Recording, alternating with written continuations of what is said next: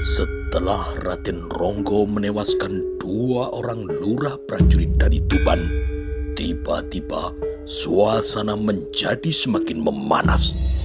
Sepasang bola mata si Elang Mataram pun kini menatap tajam ke barisan prajurit-prajurit Tuban, terutama para lurahnya yang sudah bersiaga dan menatap tajam pada Suratipo, seolah sedang menantang perang Tumenggung dari Mataram tersebut. Prajurit-prajurit Mataram dan Tuban pun kini juga sudah saling bersiaga. Tombak dan pedang mereka telah siap untuk ditusukkan dan ditakiskan. Perang terbuka antara Mataram dengan Tuban seakan tinggal menunggu waktu saja. Mengetahui amat meruncingnya situasi yang tercipta, Patih Mojonegoro segera dengan sigap bertindak. Ia kemudian merangkul tubuh Adipati Tuban seraya berujar dengan pelan, "Sabarlah Dimas, sabar. Tidak baik jika engkau teruskan kemarahanmu. Tuban dan Mataram bisa terlibat dalam peperangan yang akan merugikan kita semua." Pangeran Benowo kini turut menyabarkan Adipati Tuban. "Kang Mas, sebaiknya kita kembali saja ke Pajang. Suasana yang sangat panas ini akan menjurus ke arah pertikaian berdarah. Sebaiknya kita laporkan dulu kepada Romo Sultan agar Romo Sultan dapat mengambil tindakan seperlunya." Luluh niat Adipati Tuban untuk menyerang Raden Ronggo. Seraya berkaca pinggang, ia kemudian memelototkan matanya ke arah Raden Ronggo. Putra dari sang senopati itu tidak menampakkan kegentaran sedikit pun. Bahkan ia pun kembali menatap tajam-tajam ke wajah Adipati Tuban. Pangeran Benowo dan juga Patih Mojonegoro kemudian segera mengajak Adipati Tuban untuk meninggalkan Balai Kademangan. Bergegas pula mereka meninggalkan Mataram dengan berbagai perasaan yang berkecamuk. Begitu bergegasnya mereka meninggalkan Mataram hingga tak sempat pamit pada sang senopati Eng Alogo yang hanya memandang kepergian mereka dengan senyum yang dikulum. Namun hati sang senopati juga jengkel pada putranya, yaitu Raden Ronggo, yang telah menyalahartikan izinnya yang sekedar untuk melatih prajurit Tuban, bukan untuk langsung menghabisi mereka. Ia juga kecewa pada sikap Raden Ronggo yang masih belum bisa memperbaiki sifatnya yang jumawa. Setelah semuanya mereda, sang senopati kemudian memanggil Raden Ronggo ke kamarnya dengan disertai Ki Juru Mertani. Sang senopati menatap tajam pada Raden Ronggo dan dengan suara yang bergetar, tanda ia telah menahan amarah. "Ger, kamu sudah melakukan tindakan yang sangat keterlaluan." Raden Ronggo terperanjat mendapati kemarahan dari romonya tersebut. Dengan tatapan keheranan, ia pun kemudian menjawab, "Bukankah Romo sudah mengizinkan saya untuk membalas prajurit Tuban yang terus menyerang saya itu, Romo? Tetapi, kenapa kamu sampai membunuh mereka? Kenapa, Ger?" semprot sang senopati dengan mata yang melotot. Raden Ronggo terdiam. Ia kemudian menundukkan kepalanya, sementara teguran sang senopati terus meluncur dari mulutnya.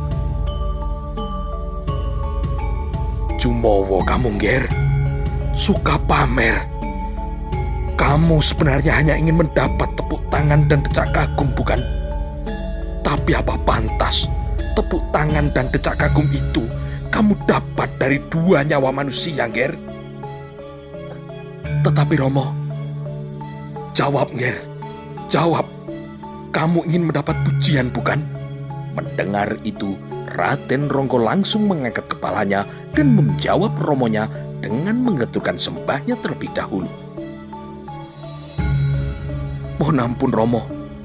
Hamba menyesal." Sang senopati menenguskan nafasnya. Jengkel benar ia pada putranya yang susah untuk ia atur tersebut. Entah sudah berapa kali nasihatnya meluncur untuk anaknya yang senang mengumbar kesaktiannya di hadapan orang banyak tersebut. Dan kali ini, apa yang Raden Ronggo lakukan benar-benar sudah keterlaluan karena membahayakan posisinya dan juga posisi Mataram di mata Kanjeng Sultan Hadiwijoyo. Sang senopati kemudian bersandar pada tiang kamarnya sambil mendengus-denguskan nafasnya, menahan kejengkelan hatinya. Melihat situasi yang semakin memanas, Ki Jurumertani pun kini mengangkat bicara. Ger, sebenarnya putramu itu tidak sepenuhnya salah. Kamu tahu, Ger, tombak yang dipakai oleh Ki Brangas dan Ki Jogoboyo itu adalah tombak sakti, tombak Kiai Banyu Jogo dan juga tombak Kiai Banyu Kilat.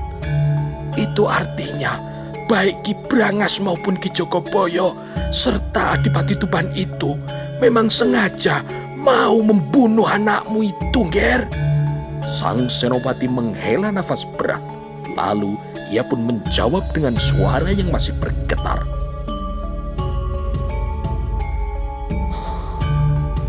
Paman, apapun alasannya, hasilnya akan tetap sama. Adipati Tuban akan mempengaruhi Romo Sultan bahwa kita memang sedang mempersiapkan kekuatan. Sang senopati menoleh lalu kemudian menatap lagi Raden Ronggo. Kau tahu apa artinya itu, Ronggo? Pemuda yang bertampang gagah dan berparas cukup rupawan itu hanya menggeleng-gelengkan kepalanya. Kembali emosi sang senopati tersulut. Bocah ranti pikiran. Itu semua akan merugikan kerja Ramandamu, Ger. Pajang akan menjadi semakin siap dan mengawasi setiap gerak-gerik laku kita. Kowe ra mikir tekan semono to, Ger. Mohon ampun, Romo. Hamba tidak mengerti semua itu. Hamba kira Romo dan Eyang Juru tahu bahwa ternyata tombak Ki Brangas dan Ki Jogoboyo itu cukup sakti. Apabila ajian Karangwojo hamba tidak mampu menahannya, maka hambalah yang akan tewas, Romo. Untuk harga diri dan kehormatan Mataram, saya siap, Romo. Ucap lirih dari pemuda garang yang wajahnya menyiratkan kecongkakan ini dengan masih menundukkan kepalanya. Sang senopati mencibiri jawaban putranya tersebut. Jadi, kamu tetap tidak menyesali perbuatanmu itu, Ger? Jumawa sekali kamu, Ger.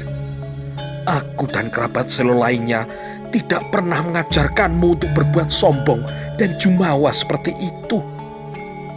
Mendapati perkataan tersebut dari romonya, Raden Ronggo kemudian langsung melompat bangun dari duduknya. Dan dengan mendengus kesal, ia pun langsung melangkah meninggalkan kamar romonya itu. Ronggo, mau kemana kamu? Ronggo, panggil sang senopati. Tapi sebagai jawaban, yang terdengar adalah suara pintu kamar sang senopati yang dibanting oleh Raden Ronggo sampai jebol. Ki Jurumertani kemudian langsung memegang bahu sang senopati untuk menahan langkah keponakannya tersebut. Angger, jangan terlalu keras menegur Ronggo. Anak muda mana yang tidak jumawa kalau memiliki kedikdayaan yang tinggi seperti dia, Angger? Apalagi dia itu umurnya baru 16 tahun. Untuk menghadapi anak yang umurnya segitu, kamu harus sangat bersabar, Ger. Sang senopati mengangguk dengan lemas. Paman, anak itu dari kecil memang sudah susah diatur. Dan yang saya takutkan, kesaktian yang dia miliki itu ada sudah sejak lahir. Desahnya sambil mengingat ketika Raden Ronggo lahir dari rahim istri pertamanya, yaitu Roro Sumangkin, salah seorang dayang dari Ratu Kalinyamat. Saat itu, sang senopati nekat mencintai Roro Sumangkin yang sejatinya adalah calon selir dari Kanjeng Sultan Hadiwijoyo. Namun atas kemurahan hati dari ayah angkatnya tersebut, Roro Sumangkin kemudian diberikan kepada sang senopati untuk ia nikahi. Dari pernikahannya itulah lahir Raden Ronggo. Sudah, sekarang Angger istirahat saja dulu. Paman akan menyuruh Suratipo untuk menjaga Ronggo. Paman khawatir ia akan minggat, Nger. Sang senopati pun kemudian menganggukkan kepalanya perlahan mendengar penuturan dari Ki Jurumertani. Sekeluarnya dari kamar romonya, Raden Ronggo langsung berlari ke bagian belakang Balai Kademangan. Ditabraknya tembok tinggi dan tebal di belakang Balai Kademangan tersebut hingga jebol. Dengan wajah yang merah padam dan nafas yang tersengal-sengal menahan emosinya, Raden Ronggo terus berlari memasuki hutan Mentau, meninggalkan kota gede. Kenapa saya terus yang disalahkan? Geram pemuda yang berahang kokoh itu. Sebatang pohon besar kini langsung tumbang dipukul oleh Raden Ronggo untuk melampiaskan kekesalannya. Sementara itu, di taman belakang Balai Kademangan Mataram, sang senopati nampak berjalan mondar-mandir dengan gelisah. Amatlah ia sesali luapan dari amarahnya yang telah ia tumpahkan begitu saja pada Raden Ronggo. Kini ia menyadari bahwa perkataan dari pamannya adalah benar, bahwa untuk mendidik pemuda yang seusia dengan Raden Ronggo, apalagi yang memiliki sifat yang sangat keras kepala, tidak bisa dengan cara yang keras pula. Terkadang ia harus dididik dengan cara yang lembut. Sang senopati pun kini mengempaskan nafasnya yang berat pada udara malam yang sejuk tersebut. Mengingat semua kelakuan dari Raden Ronggo yang sulit diatur, ia pun kemudian berniat menitipkan putra sulungnya tersebut pada pamannya, yaitu Ki Jurumertani, untuk dididik dengan benar. Lamunan sang senopati terhenti ketika Ki Jurumertani datang bersama dengan Tumenggung Suratipo. Sang Tumenggung kepercayaannya ini kemudian menjurah hormat kepadanya. Suratipo, cari Ronggo sampai dapat. Suruh dia untuk pulang. Perintah sang senopati terhenti sebentar saat ia melirik pada Ki Jurumertani. Kemudian ia kembali menatap pada Suratipo yang masih menundukkan kepalanya.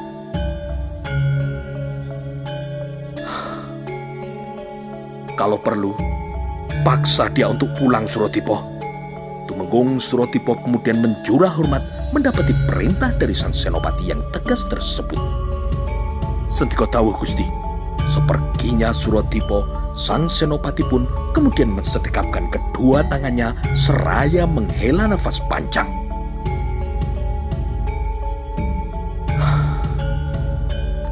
Kenapa kejadiannya seperti ini, Paman? Saya yakin Kang Mas Adipati Tuban pasti akan ngomong yang tidak-tidak pada Romo Sultan. Tetapi Nger, Pangeran Benowo juga menyaksikan peristiwa itu. Mudah-mudahan saja Pangeran Benowo lebih bisa mempengaruhi Kanjeng Sultan, sahut Ki Jurumertani. Sementara itu, Suratipo mulai memasuki hutan untuk mencari Raden Ronggo sesuai dengan nalurinya. Diingatnya baik-baik pelajaran dari almarhum romonya yang ahli berburu untuk mencari jejak di malam hari.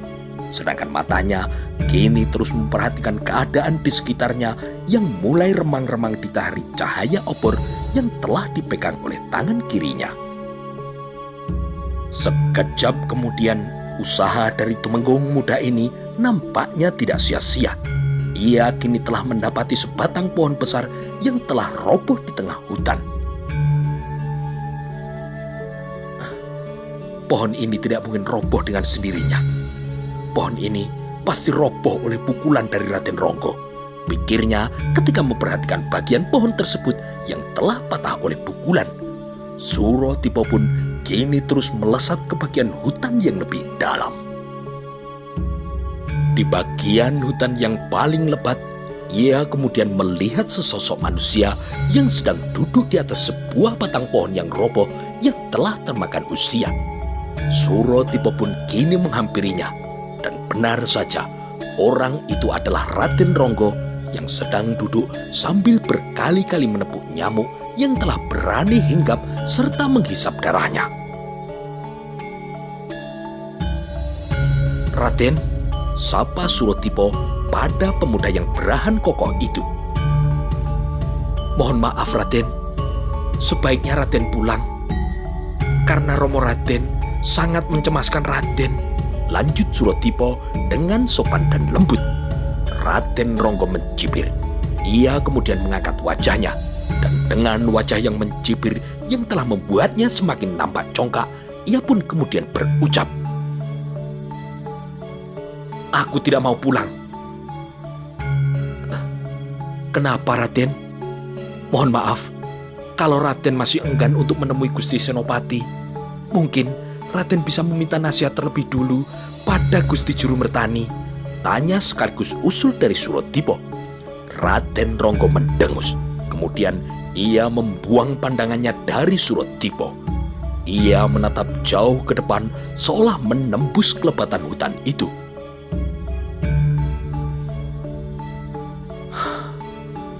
"Apa pendapat Kakang dengan kejadian Ki Brangas dan Ki Jogoboyo tadi? Apa aku salah membela diri, Kakang? Padahal dua prajurit Tuban itu terus berusaha untuk membunuhku dengan tombak saktinya." Suratipo yang tadi juga berada di tempat kejadian juga menyaksikan peristiwa tersebut, kini menghela nafasnya. "Memang Raden pantas untuk membela diri karena kedua prajurit Tuban yang bernama Ki Brangas dan Ki Jogoboyo itu terus berusaha untuk mencelakai Raden.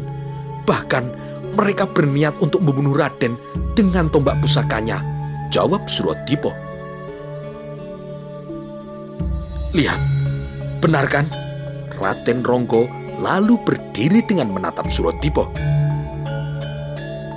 "Bagi siapapun yang menyaksikannya, pasti akan paham dengan tindakanku. Eyang Juru Mertani juga memahami tindakanku. Tetapi, kenapa Romo terus saja menyalahkanku? Aku tidak mau disalahkan, karena aku sama sekali tidak bersalah," tukas Raden Ronggo. "Mohon ampun Raden, tetapi sebaiknya Raden bicarakan baik-baik dengan Gusti Senopati dan juga Gusti Juru Mertani. Bagaimana Raden mau berbicara atau membela diri kalau Raden terus pergi dari rumah?" ujar Suratipo. "Aku tetap tidak mau pulang ke rumah," tegas Raden Ronggo. "Aku akan melanglang buana." "Monggo silahkan Raden. Saya tidak dalam posisi untuk mencegah Raden. Tetapi saya minta agar Raden membicarakannya dan meminta izin terlebih dahulu dengan Romo Raden," bujuk Suratipo. "Tidak perlu. Dari dulu Romo tidak pernah memahami aku. Aku ingin melanglang buana dan menjajal semua orang sakti yang namanya aku dengar dari angin yang telah mengabarkannya. Aku sudah bosan dengan keadaan di Mataram yang serba banyak aturan itu," tolak Raden Ronggo dengan nada yang tinggi. Suratipo menghela nafas berat. Putra sang senopati yang berada di hadapannya ini sangat keras kepala dan tidak bisa dibujuk sama sekali. Ia kemudian jadi teringat pada peristiwa 6 tahun yang lalu saat usianya masih sama seperti Raden Ronggo. Suratipo selalu penasaran untuk menolak nasihat dari romonya. Bahkan ia hampir saja nekat kabur dari rumah bersama dengan Retno Jumini ketika hubungan mereka dilarang oleh Ki Wirojoyo setelah peristiwa ketahuannya Ki Margoloyo, romo dari Retno Jumini yang ternyata adalah siluman serigala Klawu, pemimpin gerombolan rampok yang sangat kejam. Kini ia bisa memahami bagaimana pusingnya kepala romonya ketika menghadapi dirinya yang selalu berontak tersebut. Ya, seperti Raden Ronggo yang kini memberontak pada romonya tersebut. Suratipo menghela nafas berat. Putra sang senopati yang berada di hadapannya ini sangat keras kepala. Ia sama sekali tidak bisa dibujuk. "Raden," Suratipo kini mencoba bersabar, lalu dia memegang pundak Raden Ronggo dengan lembut. Raden Ronggo langsung melotot ketika Suratipo memegang bahunya. Kakang mau memaksaku? Dengan marah, Raden Ronggo kemudian mengibaskan tangan Suratipo dari bahunya dengan kekuatan tenaga dalamnya. Suratipo terkejut dengan kibasan tangan dari Raden Ronggo untuk melepaskan tangannya dari pundak putra sang senopati tersebut. Karena kibasan tangan itu ternyata dilambari dengan tenaga dalam yang sangat tinggi. Kalau saja orang biasa yang terkena kibasan itu, pasti ia sudah terpental jauh dan langsung celaka oleh kibasan dari tangan Raden Ronggo tersebut. Tetapi Suratipo berusaha untuk tetap bersabar dan menahan dirinya. Ia menutupi keterkejutannya dan tetap bersikap sopan. Mohon maaf Raden, saya hanya menjalankan tugas untuk memanggil Raden pulang. Sebaiknya Raden menemui Gusti Senopati dulu, kalaupun Raden ingin tetap melanglang jagat. Namun nampaknya Suratipo harus menemui jalan buntu ketika dilihatnya Raden Ronggo mengangguk-angguk sambil tersenyum aneh. Dengan congkak, Raden Ronggo kemudian berkata, "Ternyata Kakang bisa menahan pukulan tenaga dalamku. Kalau orang biasa, pastilah ia sudah celaka. Minimal tangannya hancur. Tetapi Kakang masih bisa bersikap tenang dan tidak terluka sedikit pun. Bagus, bagus Kakang. Aku suka." Suratipo tidak menyangka kalau perbuatan Raden Ronggo tersebut adalah suatu bentuk tantangan terhadap dirinya. Kini ia bisa langsung menebak maksud dari Raden Ronggo yang sedang tertawa di hadapannya. Namun meskipun begitu, ia tetap bertanya juga pada putra sang senopati tersebut. "Apa maksud Raden?" "Jangan berpura-pura dungu, Kakang." Raden Ronggo tertawa sambil menatap tajam pada Suratipo. "Sebenarnya aku sudah lama penasaran padamu, Kakang. Aku juga sudah mendengar kehebatanmu yang bisa mengalahkan dukun teluh yang bernama Nyai Narasati dan juga kelompok begal 7 bayangan setan.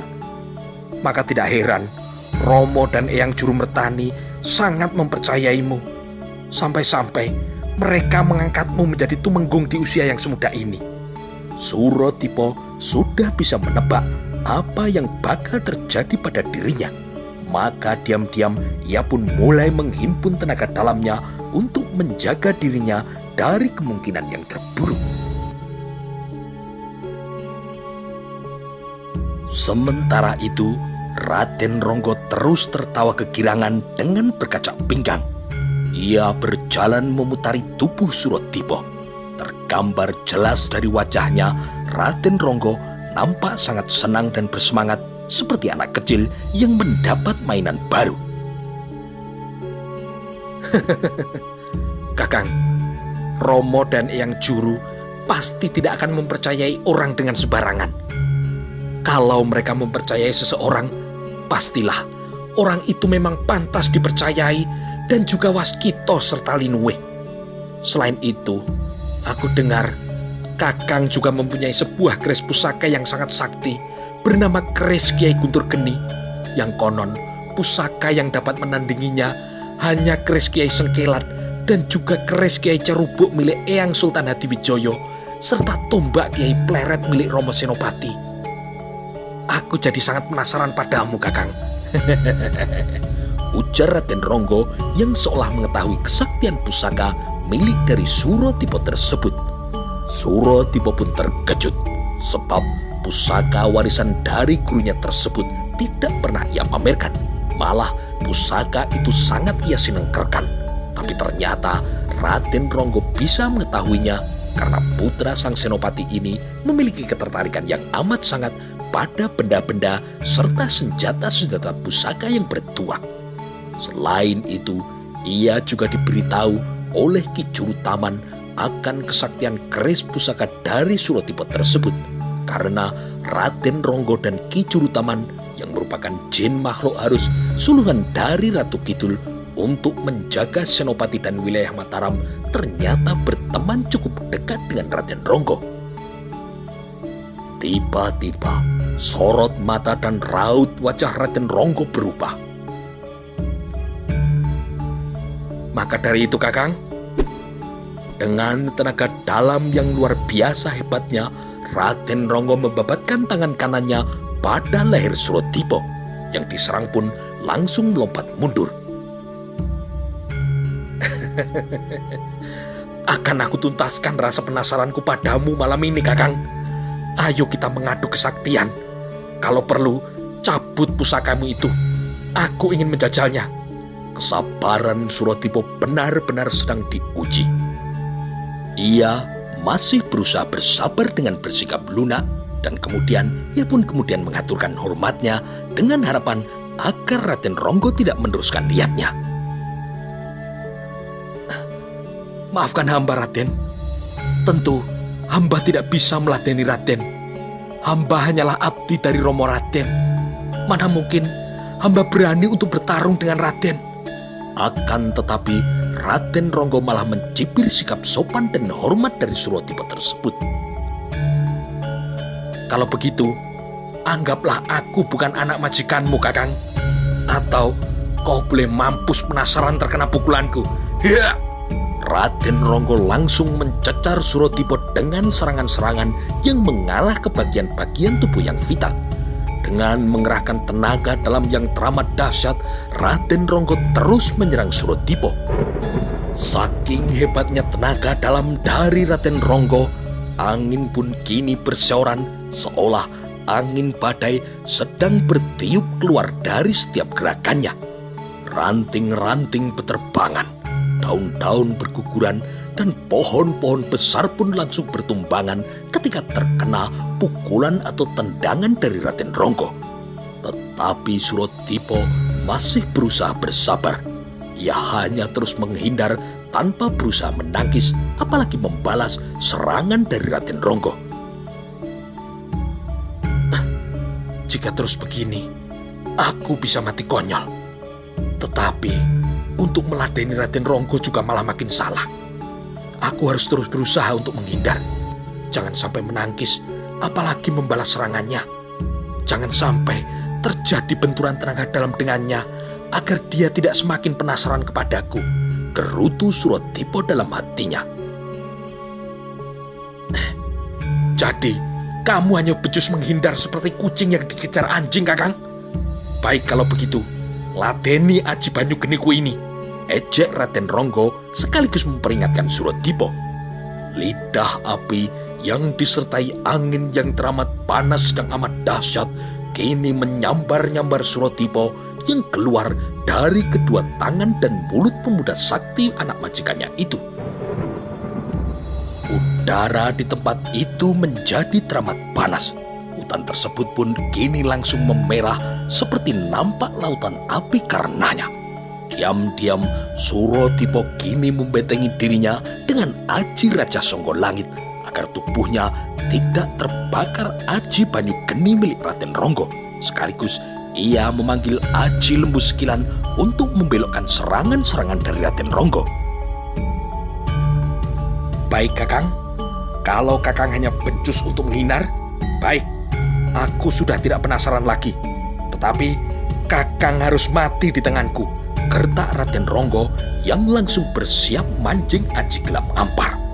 Suratipo terkejut melihat Raden Ronggo yang bersiap untuk melepaskan Aji Gelap Ngampar yang juga merupakan ajian pamungkas dari Senopati Ing Aloko. Raden, tunggu. Kenapa Raden sampai harus mengeluarkan Aji Gelap Ngampar? Apakah Raden sangat ingin membunuh saya? Ingat, Raden, saya bukan musuh Raden. Malah, saya adalah abdi dari Romo Raden. Saya juga tidak pernah punya salah apapun kepada Raden maupun kepada Romo Raden. Persetan, tugas Raden Ronggo dengan mata yang berkilat-kilat menyala oleh sinar perak sebagai akibat dari Aji Gelap Ngampar yang sedang ia pakai. Kakang, kamu harus mati karena telah bersalah. bersalah tidak mau meladeniku. Ketika Suratipo hendak berujar, namun Raden Ronggo kini benar-benar tidak memberinya kesempatan. Dengan kalap, Raden Ronggo terus menembakkan aji gelap ngampar dan petir-petir yang besar yang berwarna perak kini keluar dari kedua telapak tangan Raden Ronggo. Petir itu terus saja menyambar-nyambar Suratipo. Kembali, Suratipo harus menjumbalitan ke sana kemari untuk menghindari serangan ganas dari Raden Ronggo. Dengan menggunakan aji tatar bayu dan lembu sekilan sekaligus membentengi dirinya dengan aji raga songgo langit, Suratipo terus menghindarinya. Ledakan-ledakan gegap gempita pun kini menggetarkan seantero hutan tersebut. Tenaga dalam Raden Ronggo benar-benar sangat hebat, seolah-olah tidak terbatas. Dia masih terus saja menembakkan aji gelap ngamparnya untuk menyasar Suratipo. Sampai saat ini, Suratipo masih terus berusaha untuk menghindar meskipun ia tahu lama-kelamaan ia bisa terkena celaka oleh pukulan maut tersebut. Tidak mau konyol, maka Suratipo pun terpaksa mengambil sebuah keputusan yang berani untuk mengakhiri masalah yang semakin rumit tersebut. Tunggu Raden, bentak Suratipo dengan tenaga dalamnya yang membuat suara itu menjadi bergema ke seantero tempat tersebut, bahkan sampai menggetarkan bumi yang dipijak oleh Raden Ronggo. Pemuda yang berangasan ini pun kemudian menghentikan serangannya karena ia juga terkejut oleh bentakan Suratipo yang kini menggetarkan jantungnya. Bahkan dadanya serasa dipukul oleh palu dan telinganya juga berdengung sakit seolah-olah ditusuk-tusuk oleh bentakan prajurit ayahnya tersebut. Bagaimana kalau kita membuat kesepakatan, Raden? Usul Suratipo. Kesepakatan apa? Tanya Raden Ronggo dengan wajah yang merah padam dan mata yang melotot karena dadanya telah dipenuhi hasrat untuk mencoba kesaktian orang kepercayaan dari romonya tersebut. Sebelumnya, saya mohon maaf Raden. Saya akan bertanya, apakah niat Raden ingin membunuh saya atau untuk mencoba kesaktian saya? Aku hanya ingin mencoba kesaktianmu. Aku tidak punya niatan untuk membunuhmu, Kakang. Tetapi, kalau Kakang sampai terbunuh, itu bukan salahku. Jawab Raden Ronggo dengan mencibir, sehingga kini nampak benar kecongkakan dan kepongahan dari putra sang senopati itu.